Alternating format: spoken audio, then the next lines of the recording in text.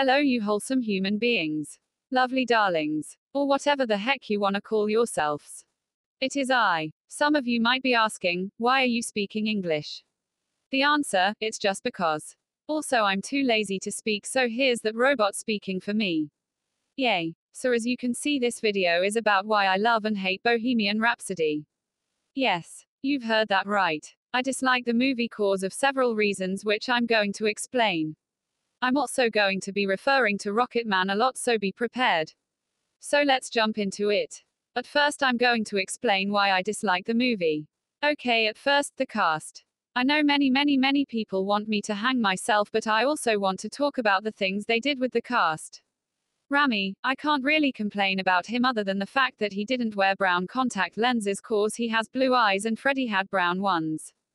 Gwilym, okay. He's perfect for this. Joe, he's also pretty perfect, but Brian or Roger said that he always got reminded to lick his fingers while playing bass and we hadn't had the chance to see that.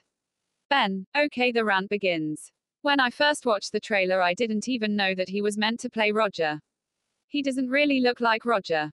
And the hair. It triggered me so hard when I saw what they did with the hair at Live Aid. You'll see it here on screen. You see, Roger's hair at Live Aid was all fluffy and stuff, but Ben's is just like at the beginning but a bit shorter. Lucy, okay, she's also perfect. She's nearly too pretty to play Mary, but that's okay. Alan, boy, he was good. Okay, damn it, this is way too positive. Aaron McCusker, you maybe don't remember the name, but I wanted to include him. He played Jim. And the reason why he's not that talked about is cause he's only shown for 5 minutes even though he's pretty important. And that is sad. Because Jim and Freddie's relationship lasted till Freddie's death and that is so pure I'm gonna cry. Let's talk about Freddie's and Jim's relationship for a second. They met in a club called Heaven in 1984. Jim gave Freddie a wedding ring on his 40th birthday in 1986. You can spot the ring in a lot of music videos actually. For example, in These Are the Days of Our Lives.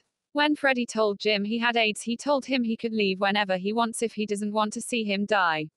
But Jim said no and that was bullshit and he would not leave until his end. Damn, that's strong. But let's move on with the movie. Next we have stuff that never happened. I'm not going to talk about everything specifically because that wouldn't make sense. Here we go. Ray Foster never existed. Paul and Freddie were never in a relationship. Freddie never got a $4 million deal and Queen was never killed. There are also things that weren't mentioned in the movie but were pretty important. Freddie was in 3 different bands before Smile. Smile or Queen had many different bassists before Deaky came, 39 and Crazy Little Thing. Roger and the Cupboard. Okay, that's not that important but I wanted in anyways. Roger was the first to go solo. And that was in 1978. Rosemary existed. Roger and Freddie worked together in a stall in Kensington. How supportive Jim really was. Brian being extremely sick and being worried that the others would throw him out of the band but they didn't. And some other stuff I can't remember right now.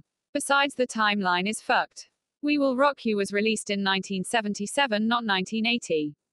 Freddie got his AIDS diagnosis in 1987, not 1984.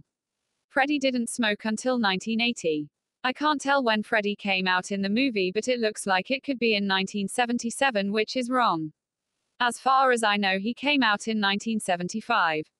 Freddie told the rest of Queen about his diagnosis in 1991, and in the movie he did in 1985.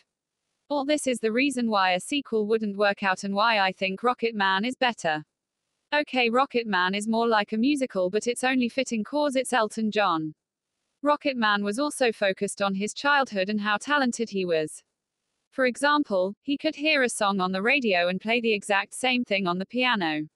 And Freddie could do that too, by the way. Yes, I know there's a scene where Bommy, Jer and Cash talk about Freddie's past, but it's so short.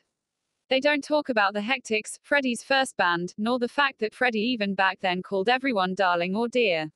Also, I read a German article in which Peter Freestone, also known as Phoebe and Freddie's longtime assistant, talked about Borat. He said that he wouldn't like to see a sequel cause nobody should see Freddie die.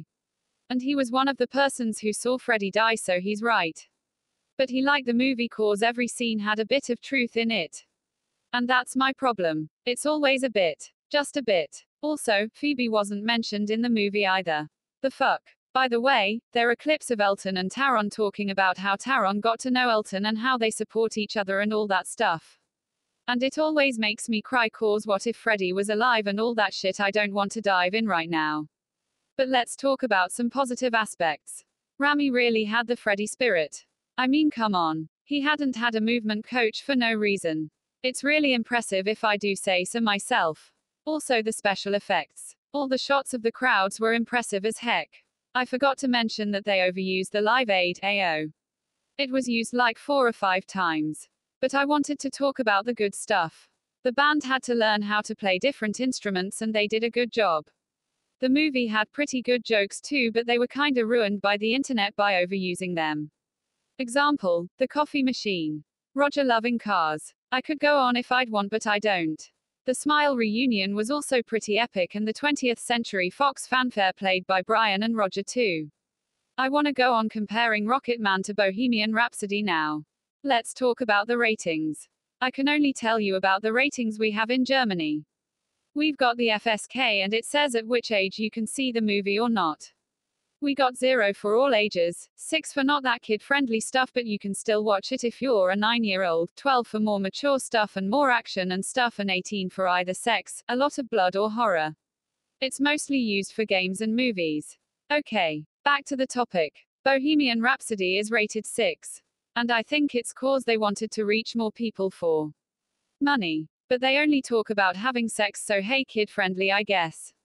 Examples, tell your father that his daughter is an epic shag, the bed with the piano scene, and the fact that Freddie literally got AIDS. Rocket Man was rated 12. They just wanted to tell Elton's story right. So we got a scene where Elton and John Reid unbuckle the belts, and you don't know how uncomfortable it was to watch while my sister and my mother sat both next to me. Drugs and alcohol were also a big topic in this movie. Not that it wasn't in Borat, but here it's just more. Also, Elton nearly drowned himself. By the way, Taron sung everything. That's cool. I know Freddie's voice is more special and all that, but it's a nice extra. All in all, I have to say that Borat works out for itself, but not really for portraying Queens and especially Freddie's personality. If you only go for the looks of the movie, it's perfect, but you know the rest. All the mistakes could have been easily avoided. Some scenes just existed for drama, which makes sense since it's a drama biopic, but still. The timeline could have been fixed if the movie was longer and if it would go till, for example, 1987 or 1991. And yeah, that's basically it. Thank you for watching this bullshit video. Slap like now or subscribe or something. See ya. Bye.